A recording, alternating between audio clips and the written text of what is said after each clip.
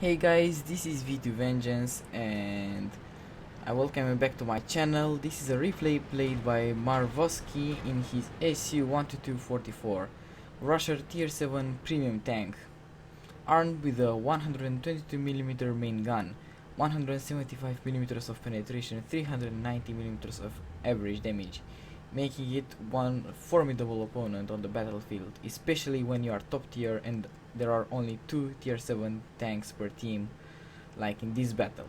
This means that most vehicles can be destroyed in 2 shots, except tier 7 ones that will be destroyed in 3 shots. So he has it pretty good. And there is a D1 is heavy, and just look at that, 430 average damage. Most of his health is already gone. It looks like he tried to use a repair kit, but he's doomed.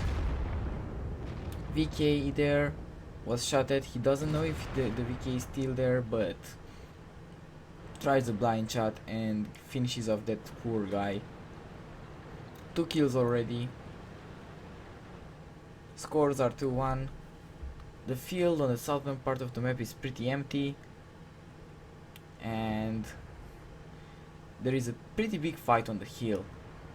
The sides look pretty equal as far as the power on the hill goes, but from some strange reason his allies are going to die. So we have 2 shepherds here, 1 general shepherd there and a shepherd here. And what this reminds me of is the American astronaut Alan B. Shepard. He is the first American in space, not the first human. The first human in space was Yuri Gagarin. But shortly after Yuri Gagarin's flight, Alan B. Shepard flew in his Mercury Redstone rocket and was the first American to fly into outer space. His flight was 15 minutes long, and 4 of those minutes were spent into 0G. And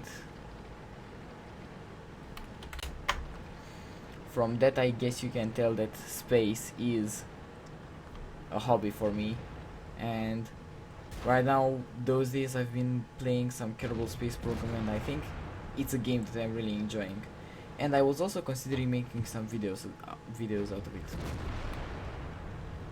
So yep, there's that. So by the way, I'm waiting for your feedback if I should be going for some Kerbal Space Program. And just look at that, arsonist and demolition expert in 1 shell. Poor Type 58 just got brutalized. And look at how bad the scores are now. They completely lost the hill. Scores are 3-7. There isn't really much they can do right now. He's being shot at from the side by something. There is also a VK running around behind him, so he needs to make something about it. Look at this Jackpanzer 4 near him is almost dead. There is also Dicker Max here, but he's not looking very bright. And he's the only one that has any kills. And it looks like he has some clue of doing kills in this entire team. He's being shot at from behind. He tries a quick shot into the VK. Unfortunately it doesn't connect, and he's making a rush for it. He's rushing the VK. He's being shot at from the back.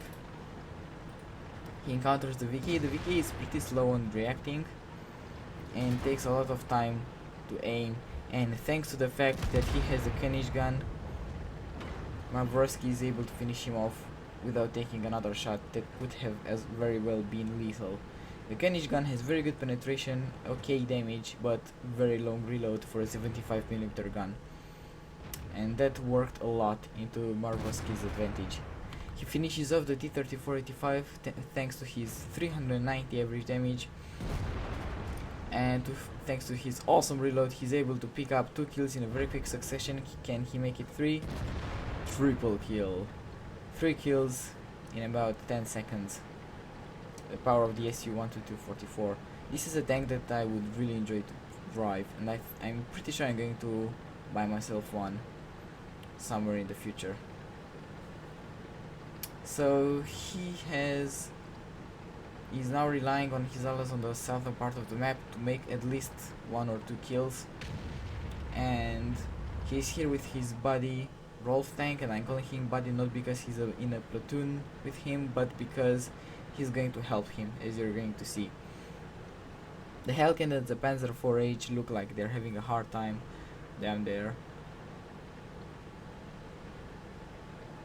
The Hellcat is about to go down in a second now. There we go. And there is the Panzer 4H left. And right now he needs to stay and always make the first move, always have the first shot onto the enemies. There is a Digar Max. They are 2 alone against 8 enemy tanks. Digar Max has very good gun depression, but Marvosky was faster on the trigger and manages to finish off the Digar Max. And the scores are still very unbalanced, but he brought it a little bit into his team's favor, more like his favor. IS-2 fires one shot. He tries to aim between the turret and the hull, but he misses. The IS-2 doesn't have the gun depression. Can he reload in time? Boom, 9 kills. Pretty sure he has a gun rammer, BIA, and vents, and on top of that probably an encased gun laying drive. His vehicle really handles very well. And now, as you can see, he's backing off. He wants to be unpredictable as movement for the enemy artillery, and he's using his ally in the M41 HMC as a spotter, because he can't take any shot at all right now. Even the Churchill 1 or the BDR can one-shot kill him. There is a VK, and as you can see, the SU-122 not only that has a very powerful gun, but it's also very stealthy. The artillery tries to fire the VK and distracts the VK, and now he was able to finish off the VK, picking up the 10 kills. There is a Jack Panzer 4 on the side trying to attack his artillery, and not today, Mr. Jack Panzer. 11 kills into the bag. 4 enemy tanks remaining. He has been spotted. He is being shot at by something, which means that either the BDR or the Churchill are here. Now the Churchill was spotted on the hill, so if there is a Churchill, he's probably firing from here. If there is the BDR, he's probably firing from here. So still, no matter how I put it, pretty nasty situation. And nasty situations need heroes. So what is he going to do? And right now he's staying, because if the Churchill is coming through here, he needs to make the first shot. If the BDR is coming, he will be able to fire from here. And there is a BDR very low on health, 21 health. One shot would do the trick. The BDR can one shot his allied artillery if he hits him, but the Marvosky is faster on the trigger and picks up his 12th kill.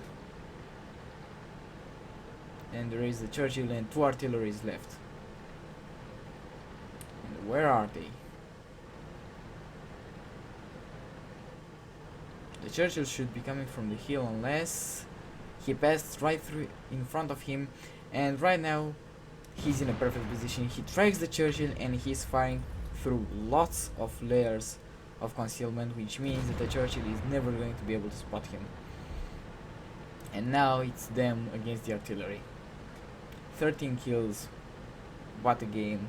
And it's still going, because either one of those artilleries, as you can see, they both have 1 kill, so they know the basics of aiming at least, so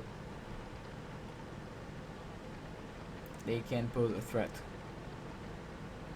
They can even splash him. The Hummel can even splash him and kill him. The Guerrilla, I think not so much, but the Hummel can easily one shot kill him even if he splashes. And looks like his artillery is staying on the spot, so his artillery is waiting for him to do the spotting. And there he goes. This is going to be like a Wild West encounter. Who's going to come out, take out the pistol and fire first is going to be the winner. And hit, of course. And this tank, not only that is very stealthy and has a very good gun, it's also pretty quick. And there is the Hummel. So he's staying, he's aiming. It looks like the Hummel is waving his gun left and right. I don't think, as you can see, I think he was trying to aim without entering artillery sight, and so he wasn't able to fire. There is the gorilla. The gorilla doesn't look like he's aiming anywhere close, and boom, 15 kills. What a game. 15 kills, tons of damage, and lots of adrenaline. And let's see some post-game stats. So 88,000 credits, 1887 experience without a premium account. With a premium account, we're looking at over 130,000 credits. Mastery Badge, Ace Tanker, Demolition Expert, Fire for Effect, Arsonist, Duelist, and Bruiser. Arsonist and Demolition Expert in one shell. Pretty rare, but not as rare as the Rising Eyes, Heroes Medal, High Caliber, Tank Sniper, and Top Gun. He did 6,099 damage, more than 3 times, not really 3 times, more than 2 times the rest of his team combined. Look at this amount of experience. 26 shots fired, 23 hit the target, 22 penetrated, almost 3,000 damage. Well, if he had done, I think he got a tank sniper, yeah, he got fired at least 8 shots, yeah, so he got a medal. I think a long time ago it was based on damage, you had to do over 3,000 damage from a distance, but now it's different. Maybe I'm just recalling it badly. And only 135 damage blocked by armor, but this damage blocked by armor was enough to save his life. If he would have been penetrated by that shot, he would have died.